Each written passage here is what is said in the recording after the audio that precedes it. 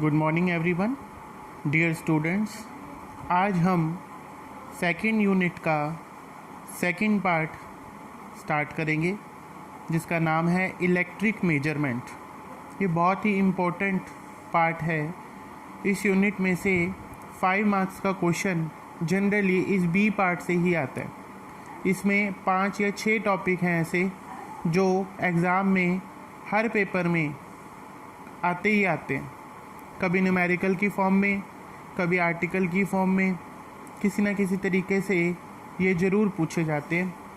आज हम स्टार्ट करते हैं इसे। तो इसमें जो हमारा पहला टॉपिक है वो है किरचॉफ्स लॉ, यानी किरचॉफ के 2 लॉज हैं जो इलेक्ट्रिक मेजरमेंट में बहुत ज़्यादा इस्तेमाल होते हैं। इन 1942 Kirchhoff put forward the following 2 rules to find the current and voltages in electric circuits।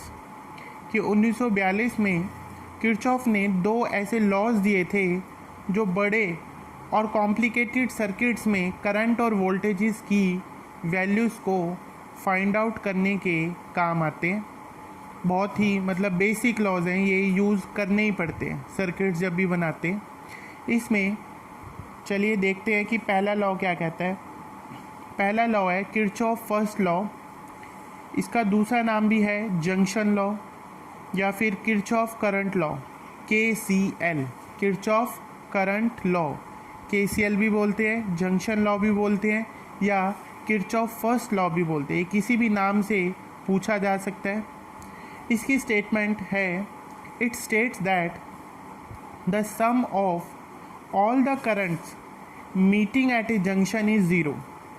कि सर्किट के अंदर जहाँ भी जंक्शन बनेगा, जंक्शन वो जगह होती है जहाँ पर सारी चीज़ें मिलती हैं, यानी जो भी सर्किट के अंदर तारे जहाँ पर भी मिलेंगी, जहाँ पर भी कनेक्शन उनके मिलेंगे तो वो क्या कहलाएगा, जंक्शन। जैसे जंक्शन स्टेशन होते हैं, वहाँ पर सारी ट्रेन्स वहाँ पर आकर रुकती हैं और वहाँ से फिर डिफरेंट डायरेक्शन में जाती हैं।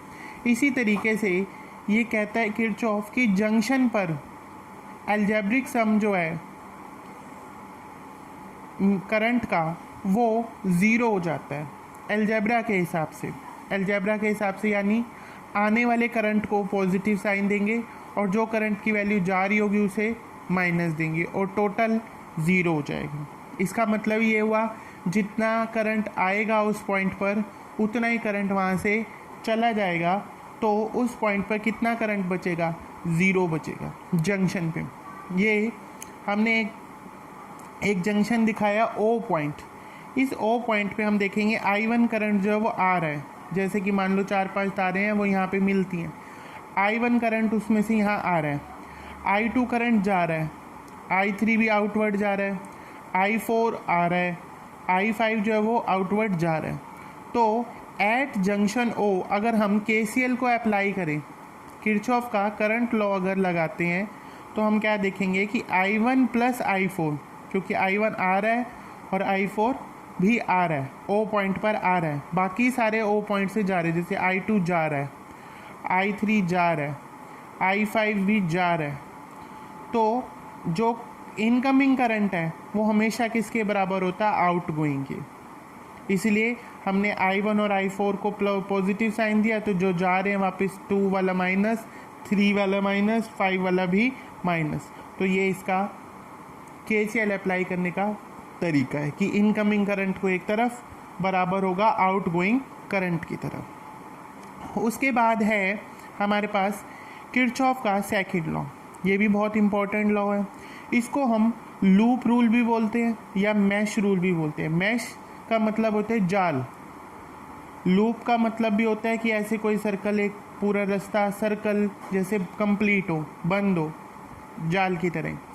किरचॉफ वोल्टेज लॉ यानी KVL, जैसे ये वाला पहला लॉ था KCL, ऐसे ये दूसरा लॉ है KVL, यानी Kirchhoff second law, loop rule, mesh rule, voltage rule, यही बोलते हैं।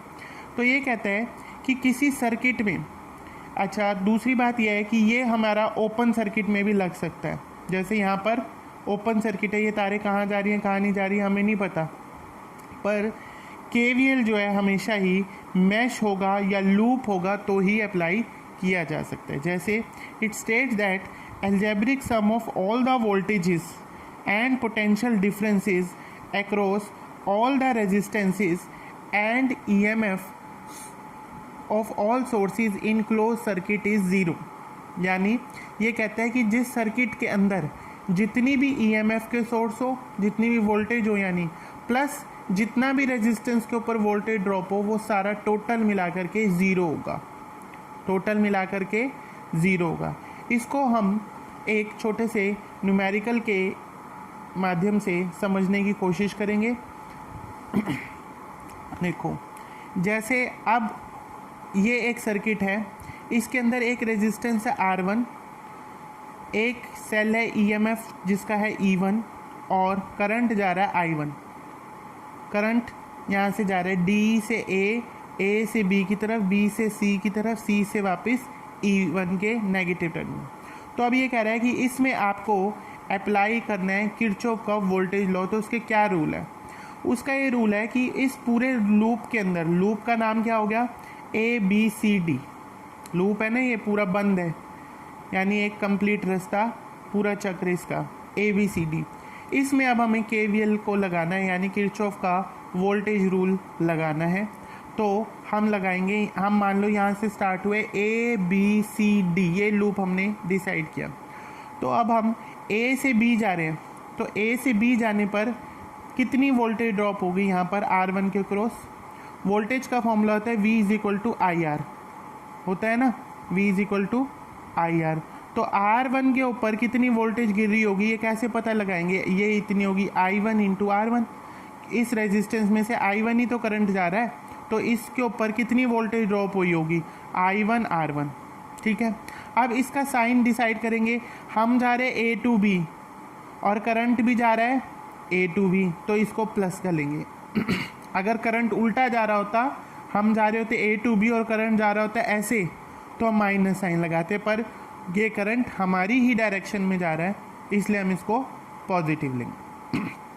फिर आए बारी B से C, कोई वोल्टेज का ड्रॉप नहीं है।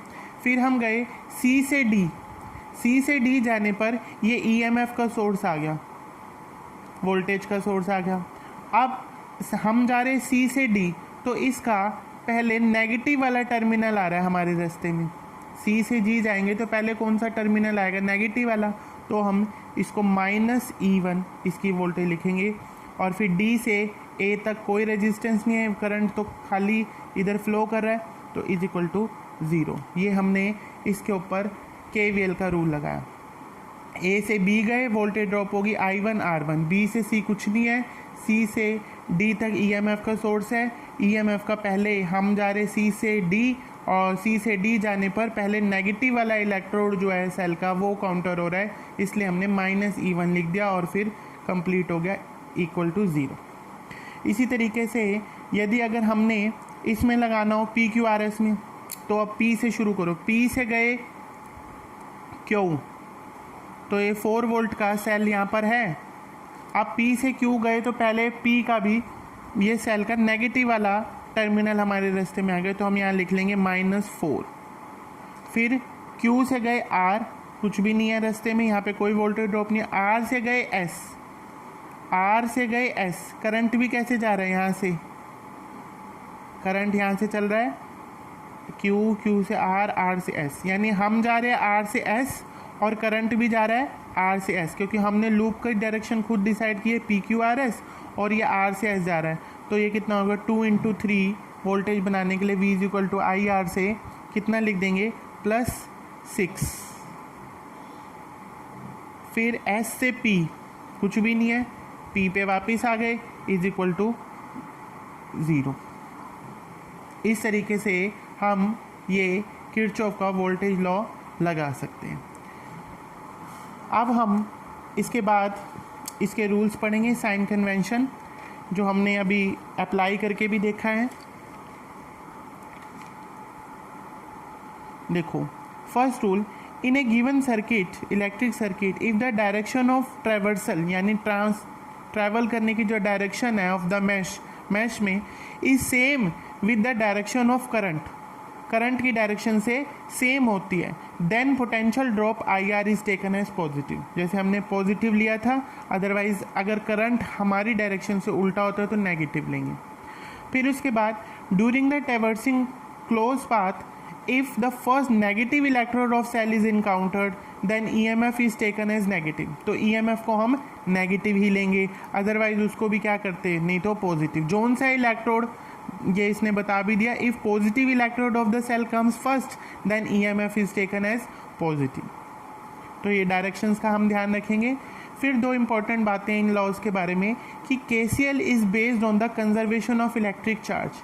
जो पहला लॉ है KCL, वो law of conservation of electric charge पे डिपेंडेंट करता है, यानी एक पॉइंट पर जितना चार्ज आया उतना ही चार्ज चला गया, यानी तभी हमने कहा था कि करंट जो है वो इनकमिंग करंट आउटगोइंग करंट के बराबर होगा, क्योंकि करंट खुद किससे बनता है, इलेक्ट्रिक चार्ज से।